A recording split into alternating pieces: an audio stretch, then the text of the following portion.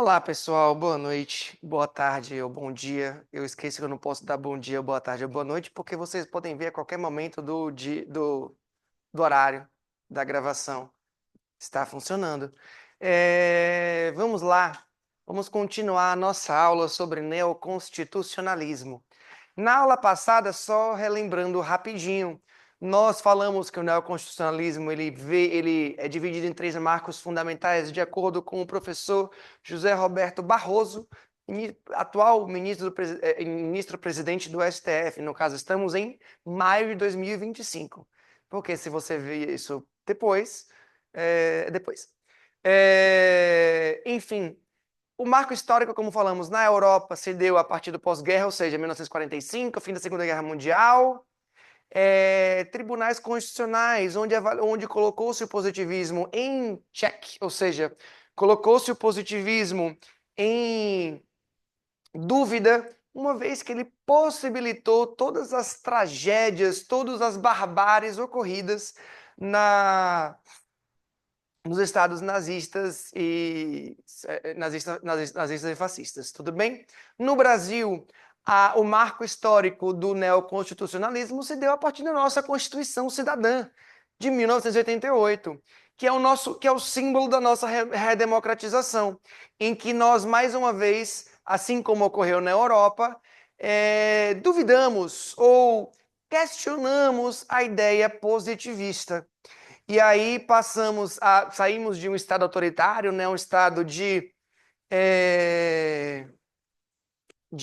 antidemocrático, de ditadura, e entramos no bonito estado democrático de direito, em que conseguimos observar uma estabilidade institucional inédita. Afinal de contas, passamos por dois impeachments, impeachment do Collor em 1980, não, em 90 e alguma coisa, o impeachment da Dilma em 2014, passamos por vários escândalos do legislativo e executivo, lá tá aí, ex-presidentes sendo presos, ex-presidentes sendo julgados, apesar de uma certa balanceada eventual, supostas tentativas de golpe, ainda assim nosso Estado democrático se manteve de uma forma ou de outra ileso, tentando ao máximo respeitar os moldes de dignidade de Estado democrático. E daí falamos do marco filosófico, né? Falamos que o marco filosófico do neoconstitucionalismo é o pós-positivismo. Discutimos que o pós-positivismo é quase uma mistura, ou o professor Barroso diz que é uma superação do justnaturalismo e do positivismo, mas eu digo que não é necessariamente uma superação, eu digo que é uma mistura, é um equilíbrio entre as duas ideias, partindo do pressuposto de que o justnaturalismo tem uma ideia de princípios gerais e universais de justiça que regem a sociedade e o direito, a partir do ponto do positivismo que afasta a ideia transcendental do justnaturalismo e nos impõe uma legalidade, uma cientificidade no direito, em que só vale aquilo que está escrito, certo? O método de pesquisa efetivo entra no direito. E passamos o que pode nos gerar uma certa ideia de segurança, como pensaram os constitucionalistas lá após a queda da Bastilha, né, após a Revolução Francesa, nos gerou, como falamos agora, todas as atrocidades ocorridas na Europa e aqui no Brasil também, sobre aquela falsa imagem de legalidade, uma vez que a legislação permitia tudo aquilo que foi feito. Vejam e tenham isso muito guardado dentro de vocês. Papel aceita tudo. O papel, se você escrever verdades ou mentiras, estamos num momento em que não só papel, né, mas o texto, a folha em branco, aceita qualquer coisa. Vemos isso claro nos avantes de fake news que estão ocorrendo por aí e de incertezas, ninguém sabe realmente o que está acontecendo, o que é verdade, o que é mentira. Então, é muito fácil dizer que o direito é aquilo que está escrito, que o direito é o que a lei determina, uma vez que não necessariamente o direito é lei, como entende o pós-positivismo. O pós-positivismo tem uma ideia de quê? De avaliação axiológica da norma. Ou seja, mudamos a ideia da hermenêutica, da interpretação constitucional. A Constituição recebe uma. E aí, uma. Aqui. A Constituição, e aí entramos, né, no marco teórico, a Constituição recebe um véu de norma jurídica e não só política. A partir do livro do Konrad Hesse, que é a força normativa da Constituição.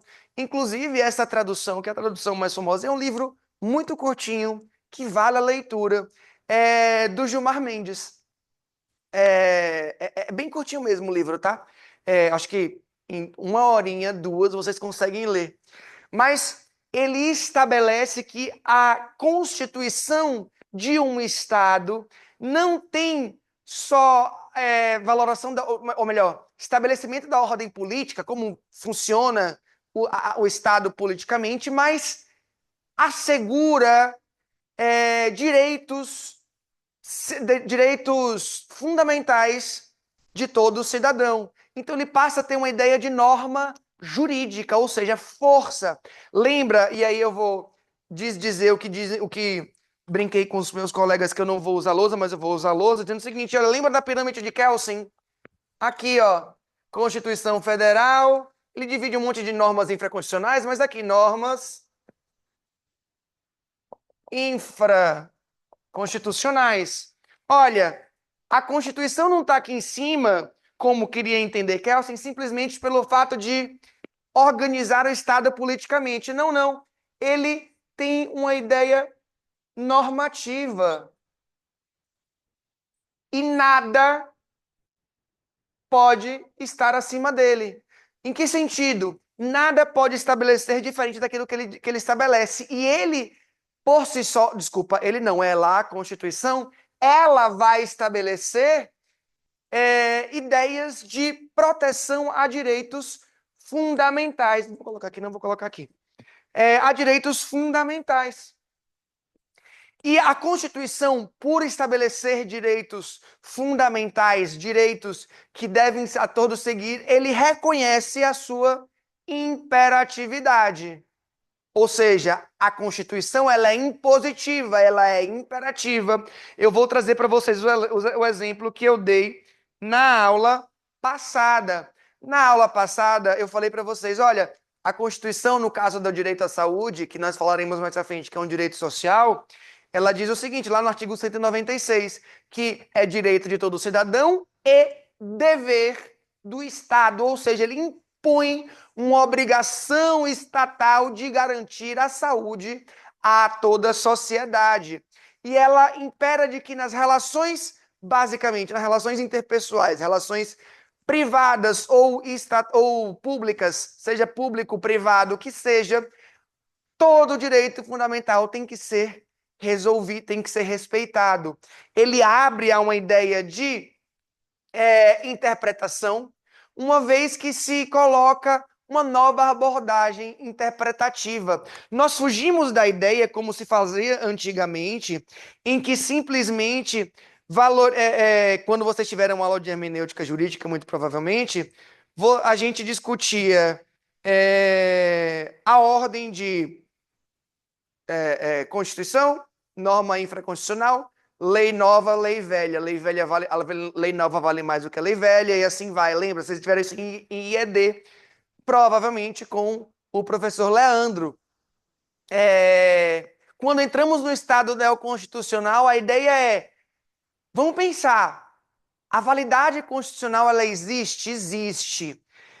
A validade normativa, ela existe? Existe. Tanto que existe o pressuposto de constitucionalidade de toda norma ou ato do poder público. Mas, neste momento, com muita força, surge a ideia do controle de constitucionalidade.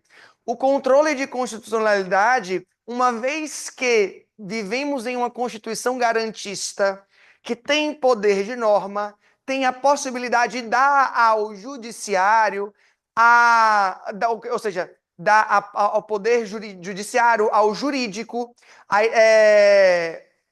ao poder de co-criador do direito. Por quê? Porque eu tenho que ter um valor, uma ideia axiológica, eu tenho que ter um valor, tenho que incutir um valor àquela norma. Ela tem uma ideia, ela é impositiva e ao mesmo tempo aberta.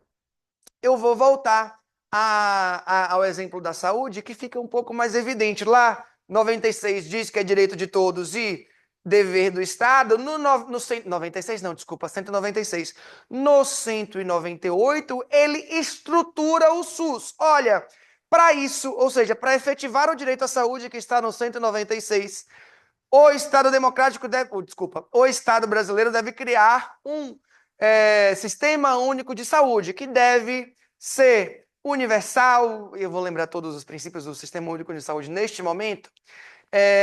Ele tem que ser público, ou seja, gratuito, universal e garantista, ou seja, deve cobrir todos os tipos de tratamento, todas as doenças.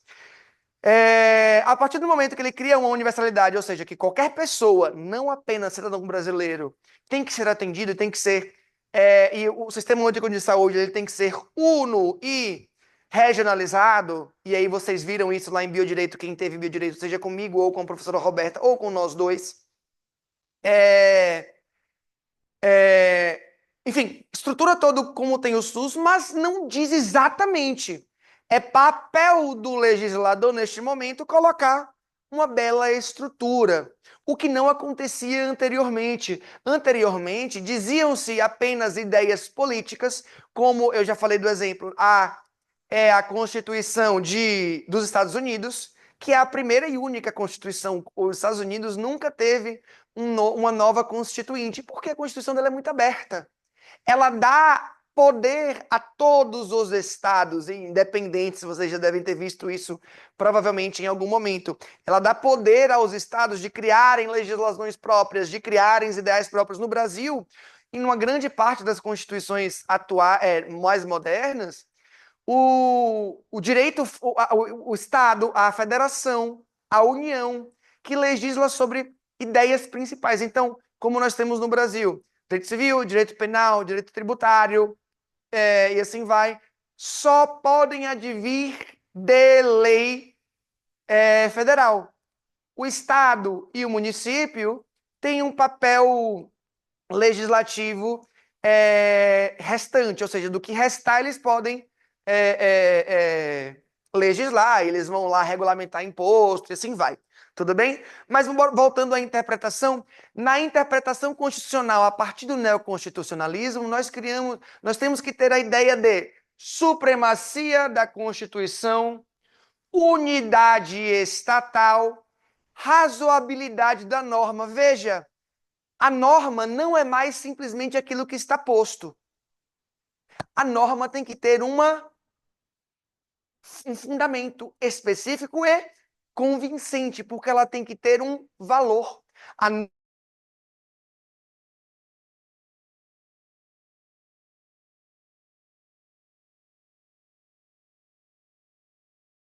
Como direito fundamental, como base daquilo que se constrói.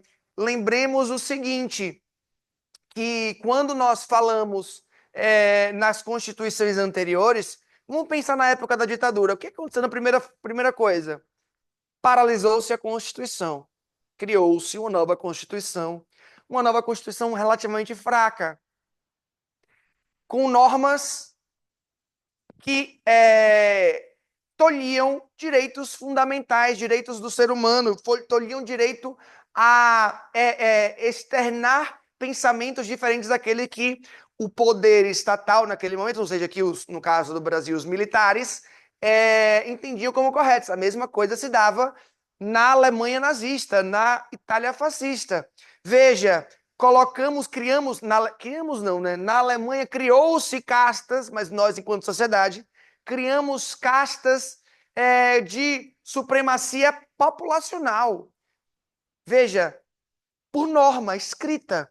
Agora não. Agora toda norma, a partir da ideia neoconstitucional, dando força à democracia e a função axiológica, ou seja, a função de valor da norma jurídica, e uma base de direito fundamental constitucional, uma norma, além de respeitar os direitos fundamentais, ela tem que ter um valor, ela tem que ter uma razoabilidade, efetividade. Facilita-se quando toda norma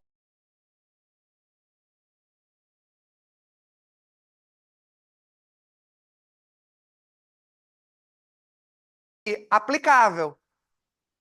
A interpretação conforme a Constituição ocorre na hora da produção dessa norma, e aí lembrem da aula de controle de constitucionalidade que vocês tiveram na matéria de direito de direito constitucional.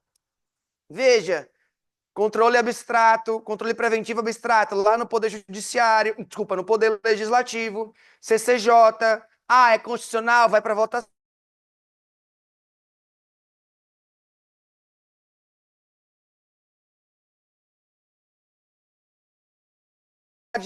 Promulgou-se a lei, enfim, vamos dizer que ela passou, né? Promulgou-se a lei mais uma vez.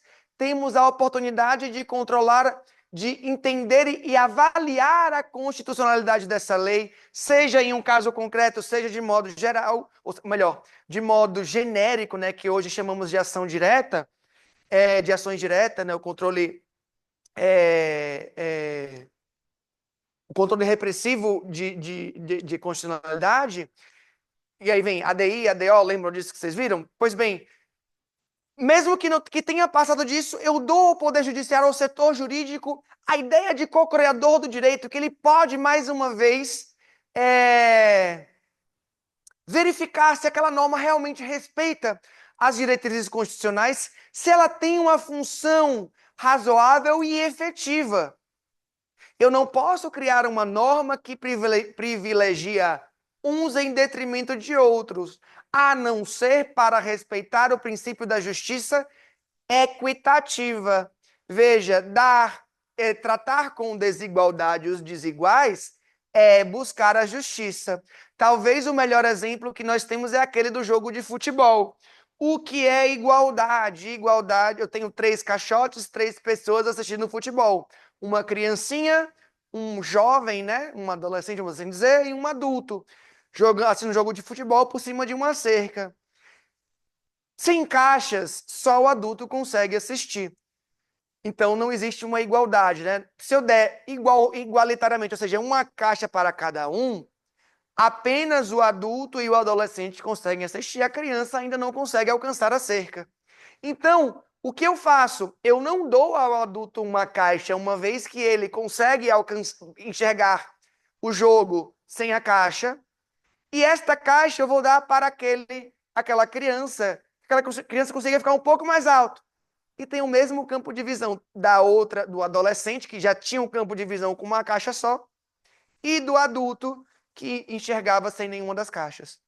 Então, a ideia de justiça enquanto efetiva é o que nos leva a um parâmetro de igualdade ou desigualdade para preservar a nossa ideia constitucional. Mas, mais uma vez, veja que o conceito de igualdade constitucional não é só este que eu falei, porque vale de uma questão de interpretação.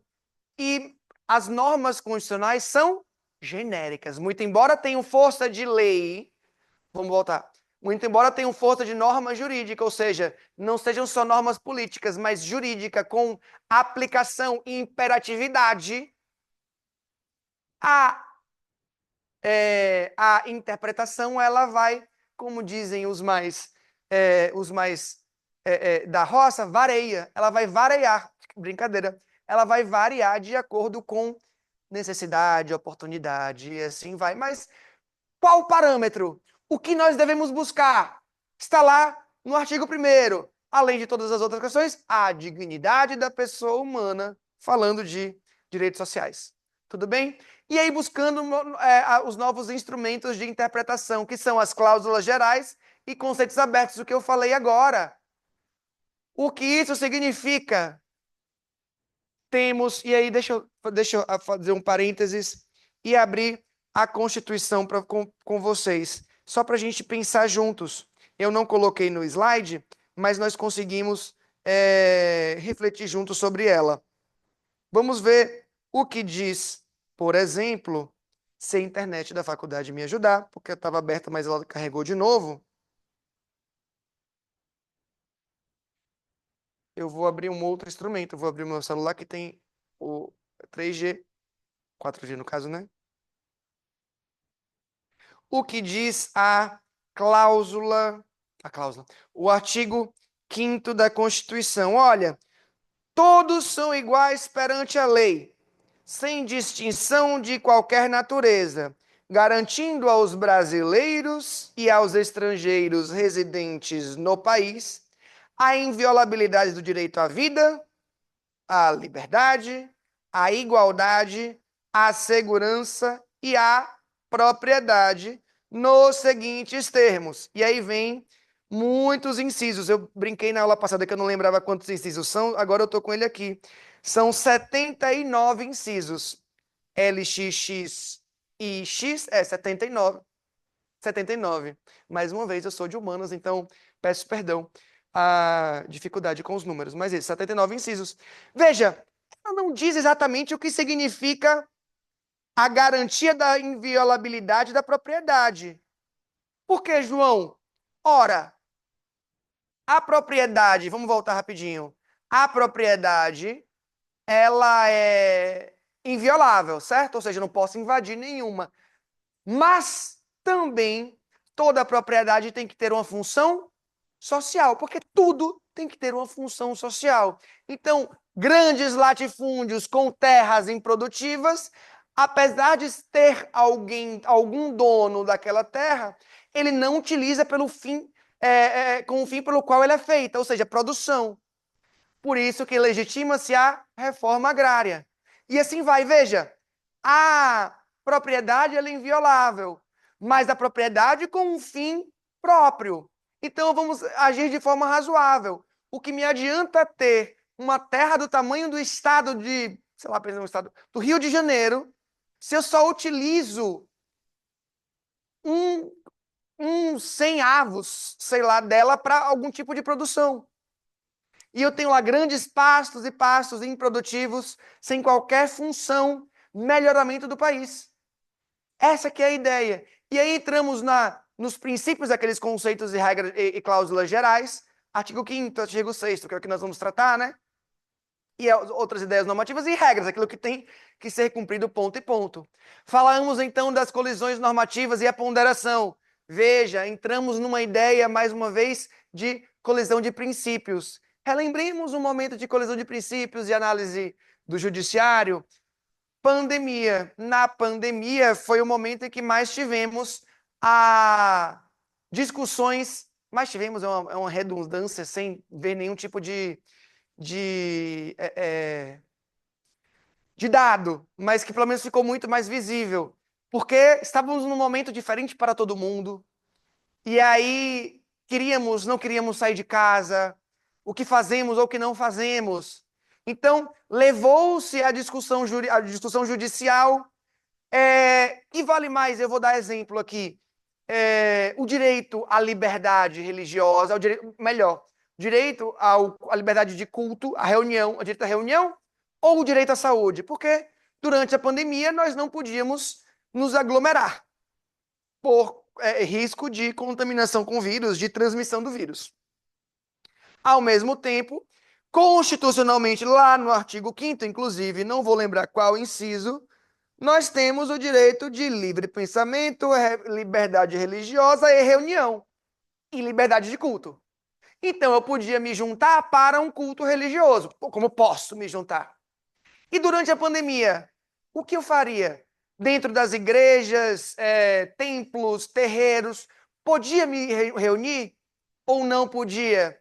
Então, tem lá dois princípios, dois direitos fundamentais do cidadão, direitos individuais, inclusive, e aí valendo o direito social, que seria direito à saúde, né? A vida. Qual que vale mais neste momento? O direito de reunião ou o o direito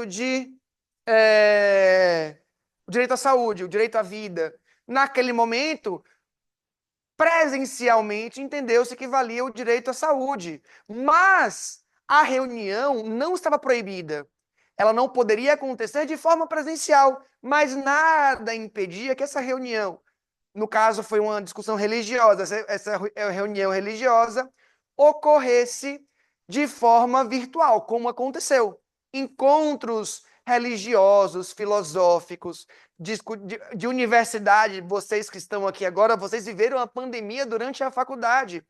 Então vocês viram algum momento, ou na escola, ou na faculdade, vocês viram como funcionou.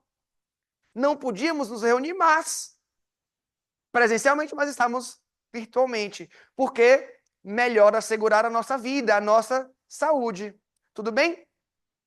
Então, para ficar claro e evidente para todos, o neoconstitucionalismo traz uma ideia de centro do sistema. A Constituição é o centro do sistema normativo.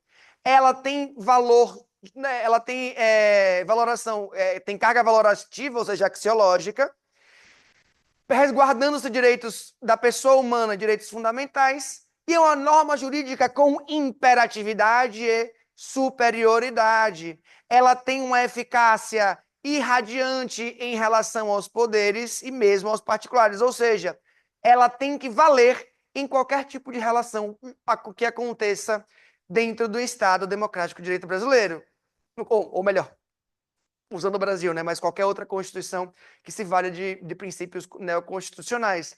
Ela busca não só palavras vazias, mas a concretização dos direitos e valores constitucionalizados e garante condições dignas mínimas de existência. Tudo bem? Na próxima aula falaremos sobre essas condições dignas.